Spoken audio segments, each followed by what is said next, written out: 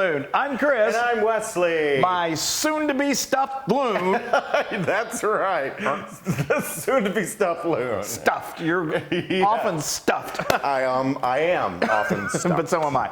So today we're really excited because we are making something it is exploding with summer flavors. Oh, it's yes. so incredible. It's been one of my favorite recipes for years. And it's easy. It's easy. Let's tell them what it is. It's our stuffed tomatoes. What? Stuffed tomatoes. And so anyway, every time I tell someone, yeah, we're making stuffed tomatoes, they go, what? Really? Wow, that sounds good. Well, just you wait. Okay. Do wait. I tell you. Okay, so I want to say that this is a recipe that I'm sharing with you that I came across many years ago. It feels like it's been like 15 years ago, and it's from it's adapted from Ina Garten, who was an amazing recipe. Is it Ina or Ina? Oh, I think it's Ina. I always call her Ina. But anyway, she's an amazing recipe. Because you're such good friends. Yeah, we are. We go way back. She's always calling me. But anyway, she's a great recipe developer, an amazing cook, a wonderful businesswoman. So I've kind of tweaked it a little bit over the years, but this is her recipe that we're sharing with you. Yes. Okay, so let's start off with we're going to talk about how we got these gorgeous tomatoes. These are beautiful summer tomatoes that are off the vine that are just so exploding with flavor. You could do this amazing. if it's not summertime. You could use Roma tomatoes that you've cut in half. But anyway, I'm going to talk about those in just a moment. Right. But I'm going to salt and pepper these. Yeah. Let me. Go ahead and let me put it. So. Okay. That's okay. I'm just going to pepper. I won't salt. Okay. What he's doing. He's adding some salt and pepper. Pepper right now to the cavities of these tomatoes. But let me talk about. That sounds gross. I'm adding the pepper to the cavities of the tomatoes. That's what you're doing. So okay. So now we've got breadcrumbs. So these I love using fresh breadcrumbs because these are going to go in the oven and they're going to get nice and crunchy and toasty. So you don't have to leave them out for like 3 days at all. You could use panko breadcrumbs or something like that and it would still work, but this is easy. So let me tell you what I did to get these breadcrumbs like that. This is about 1.5 cups to 2 cups. I just got a nice Italian loaf or a French loaf of bread, and then I got a serrated knife and I just cut off, I just trimmed away the crust. You kind of want to get that crust away over there because it's difficult to pulverize it. And then I just broke it up and put it in my food processor and pulsed it until you got a nice texture like this, a kind of a coarse breadcrumb. Perfect. And it's really, really great. Now you're probably gonna, if you use depending on the size of the loaf, you're probably gonna have some left over. But we use it all. I use those breadcrumbs all the time. In meatballs, yes. in all the time. So it's great to have on hand. Okay, so we've talked about that. So now let's create this filling. So this is so loaded with flavor. I would definitely recommend going with fresh. I mean, you could use dried of some of this stuff, but go with fresh. Okay, so now we've got some scallions. This is the green and the white parts of the scallion. I love this stuffing. It's so good.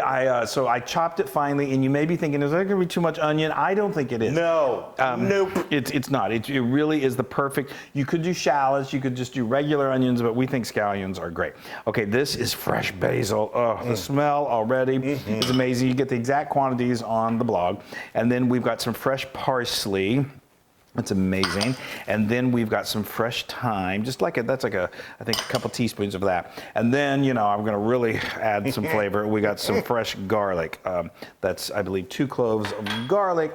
And then we need to salt this up just a little bit. So I've got a teaspoon of that. And this, besides being unbelievably flavorful and the smell already is so incredible, it's so pretty. I mean, it just is so beautiful. It really is. Okay, well, my cavities are salt and pepper. Yeah, I noticed that. Almost. It's like we're on SVU or something like that. I just think cavities is okay, why are we even talking about that? Okay, so now he is going to mound these in there. Yes, I'm going to liberally do this. Yeah, you want them kind of nice and tall. I want to kind of put a little, and I'm going to get messy, so. That's okay, we're used to that. So let me tell you how I prepped these tomatoes. So I just got some nice big round, what they call slicer tomatoes.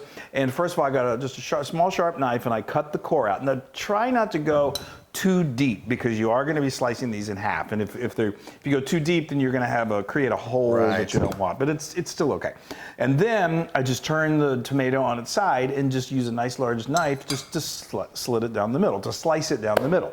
Okay. Wow, you're moving right along there. Hey, watch out. Now what we need to do is we do want to kind of create that cavity that he seems to be so freaked out about. It just reminds me of like a. Never mind. I'm not. I don't even know what you're talking about. So we're going to use our fingers. Just there's the seeds. We want to leave a good, that the meat of the tomato in there, but we do need to create a hole, not a hole, a space for it to place the filling. So what I do now, on some of them where you cut out that core, be careful with that middle piece, because I use a knife to kind of help pull out the center pieces or the innards of that. But if you cut out too much of that, then you're going to create a big hole in the tomato. And even if that happens, it's not the end of the world. This is just it's nothing liquid, so it's not like it's going to just really seep all out. It'll be just fine. That looks great. I piled these high. You did. Well, I think I got a lot on the board too. That's okay. I mean, that's what you're supposed to do. All right. These are really, really great. Okay, so now if you want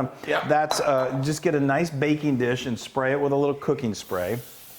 Okay, fantastic. Yes. See how easy this is? It is super easy. And what's really great about this is that you can do all of this well in advance. You could do this really a day in advance. Cover it with plastic, and then you're going to bake it just before you're ready to serve it. Oh, wow. Okay, so we've got an oven preheated to 400 degrees Fahrenheit, and we're going to put these in there for just 15 minutes. And like I said, it's great because the tomatoes get softened, they kind of roast a little bit, and then the breadcrumbs get crunchy. So it's an incredible combination of textures, not to mention the flavor. And then, but then we're not done. Then we're gonna do a little more to it after 15 minutes, but it's real quick. Okay. All right, we'll see you in a bit. All right. Okay, you guys. Oh my gosh. Okay, it's ready for me to take it out of the oven and give you the big reveal. But I'm so excited. So let me tell you what we did real quick. I said we were going to add a little more to it. So after 15 minutes, I put these wonderful things on, and then I took it out of the oven. I set it right here, and I sprinkled some shredded Gruyere cheese. Yes, that's my favorite cheese. So good. Just to sprinkle a little bit at the top, and then we added just a little bit of extra virgin olive oil all over the tops of that, and then put it back in the oven for just another 2 minutes. Yes. So now, folks. Oh, wow. Can I please have a drum roll? Ring. Isn't that beautiful? That is so gorgeous. That's gorgeous. That is gorgeous. Oh, and wow. And the smell is crazy. I can't wait. Should we just sit here and look at it? Yeah. Okay. All right. I'm gonna get now. I love roasted tomatoes. I'm gonna use this to kind of help me. Because it just concentrates that tomato flavor. If you can use tomatoes fresh from the garden, oh boy. Here's one for you. We had a nice little bounty of tomatoes this year. We did. And, okay. All right. That's amazing. Now, the great thing about this also... Oh, watch out, that's hot. It is hot, thank you. So the great thing about, speaking of hot... Wait, can I just show these people? Yes. Look how wonderfully delicious that looks. That is beautiful. That's a work of art. It's another thing, like, you bring this to the table, people are going to say... Congratulations. Very good. What were you going to say? I was going to say that these are spectacular, served just like this, fresh out of the oven, hot, but they're really good even at room temperature. They're so loaded with flavor. Yes. They're great for picnics, for barbecues, for brunches, for you to eat. Exactly. Now I'm going to make a mess of this, as you probably are aware. Yeah, well, it's always I'm just going to go it's down always the middle. a bit of a project. Oh, look at that. But see, that tomato gets so soft. I know the cheese melts. You see, I love that.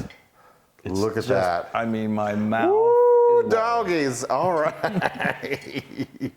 All right. Yay. Oh my gosh. All right. Well, let's see if it tastes as good as it smells and looks. Let's see if I can get it to my mouth before it's falling off. There we go. I'm salivating already. I know.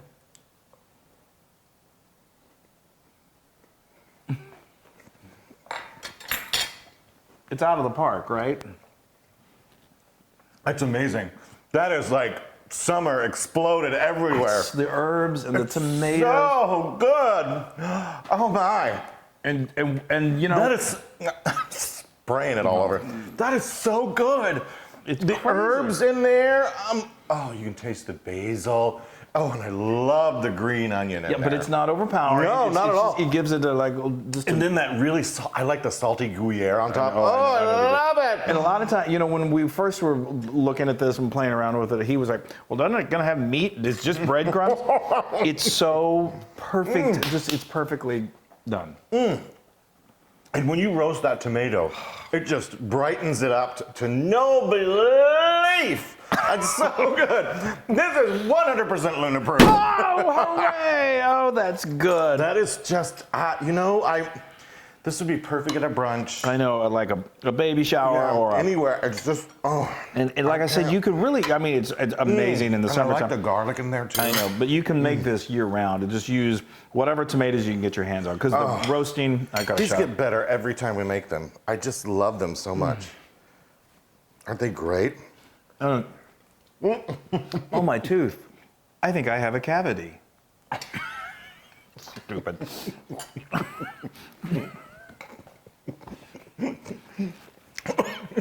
I almost spit out my food. I just can't. I want to eat some more. Now you can get this recipe and many more on howtofeedaloon.com. This is just summertime at its best. So be sure to go to our social media, like, oh, my tooth. Stop. Go and share and like us and do all that stuff and be safe. And please know that we love you guys to pieces. And you got to make these. You really do. It's going to make you feel good about everything. Spectacular. Bye, everybody. Bye.